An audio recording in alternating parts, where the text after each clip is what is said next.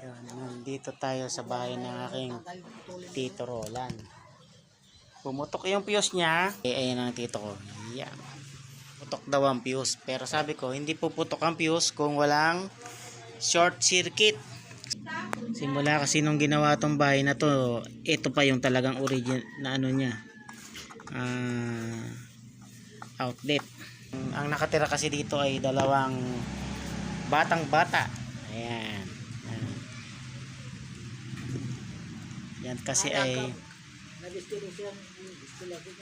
nakakatiter na kasi yung aking tsuhin. Tubig ay isang nagiging conductor.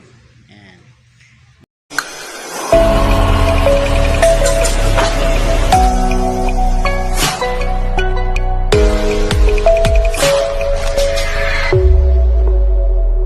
Audio Jungle.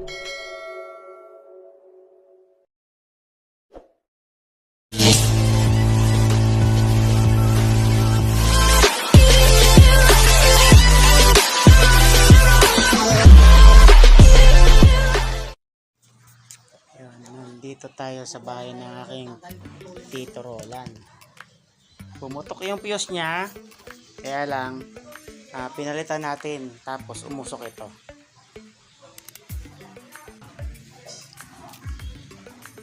Yan mga kamalam, nakikita nyo. Ayan ang tito ko. Yan.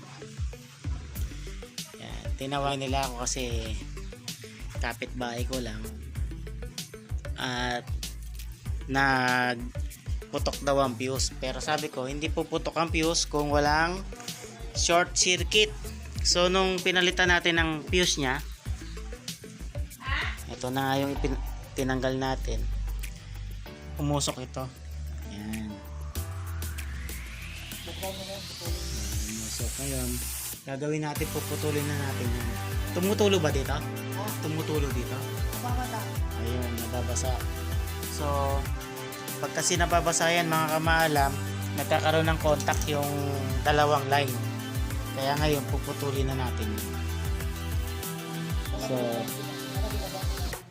kababayan.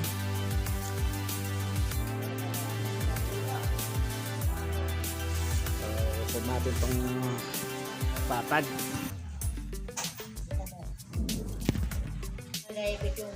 Ano? Alin? Mana?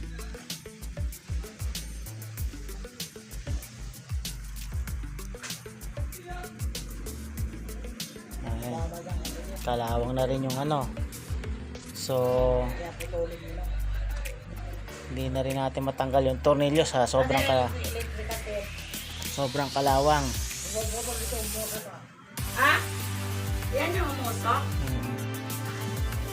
Ano, basagin na lang natin to. Wala nang, hindi na matanggal yung tornilyo. Putulin to. Ayaw na. Oo, nakababayan. So, matagal na rin tong ano na to.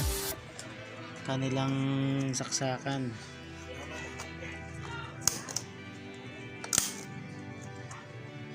At sira na rin naman tong ano nila.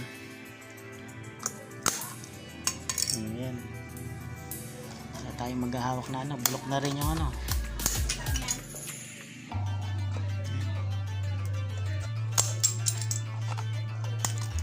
Hindi na natin matanggal dahil may kalawang siya.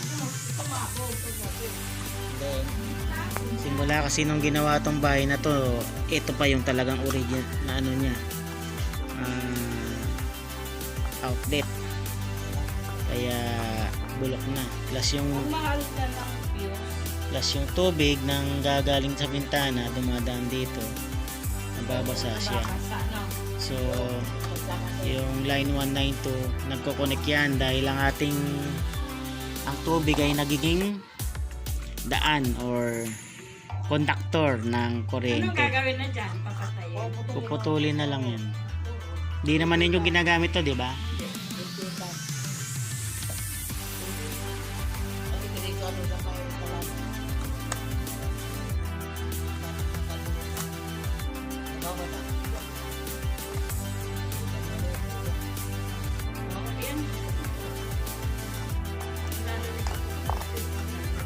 Hindi, yun ang pumutok yun.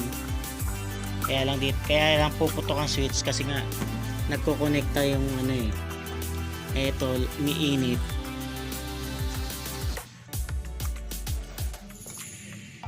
Kapag hindi na nakayanan ng naka-video ako. Hindi, maliwanag naman. Yung cellphone ko kasi wala yan lang.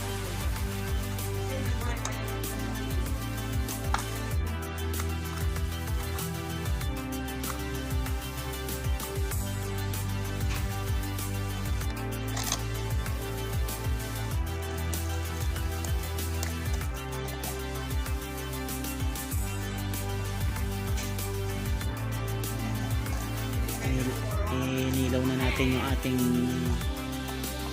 video kasi ngayon madilim. So ito, puputulin na natin to.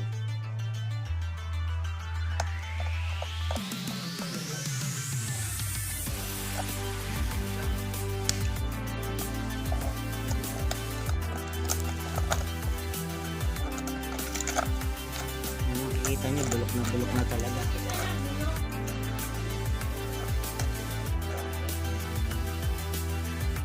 So,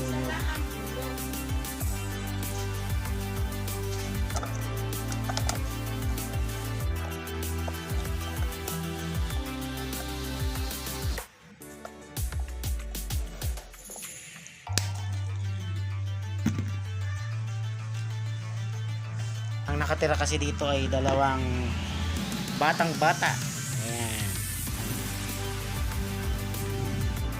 Yan kasi ay naka-catheter na kasi yung aking tiyuhin. So yung kanyang asawa siyempre dahil bata pa bata sa puso. So patayin muna natin.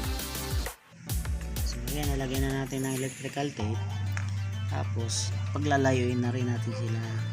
Hindi na yan mag-ano, hindi na yan uusok.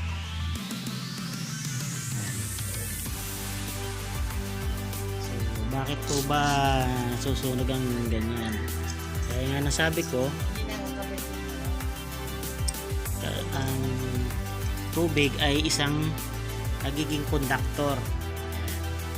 Dahil sa magkalapit lang yung dalawang terminal niya, pag nabasa, nagko-conduct siya ng ng nagdugtugtong ng power. Yan. So sabi ng aking tito, testingin daw kung buksan kung uusok pa uli. Yan.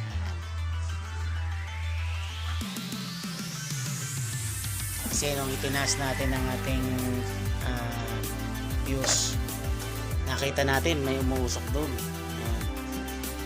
So ayan na po, may ilaw na sila, wala nang usok. So safe na. Usad na natin yung kanilang papag para wala nang nakalabas ng wire dyan. Oo, okay na yan. So usad natin itong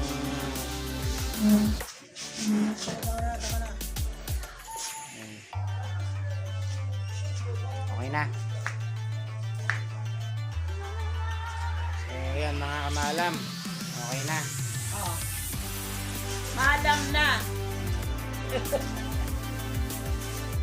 Kaya na lang pa-testing mo kilono yun para pag kailangan ng extension. Una na testing. Hindi mo kailangan mo extension. Ayan o, tingnan mo yan. Ano gagawin dyan? Marami tayo niyan. Meron pa nga ako. Ayan. Bigyan mo na yan kay Nonoy. Kailangan niya yan. Yan, siya na lang mag-testing. So tapon na natin to. Wala na lang siya mag-testing.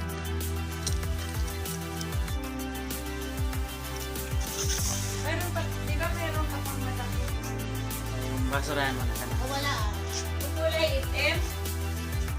Yung tinanggal doon. Sa red. Ay, dito. Sana mga kamala may natutunan kayo. At please like and subscribe sa aking YouTube channel.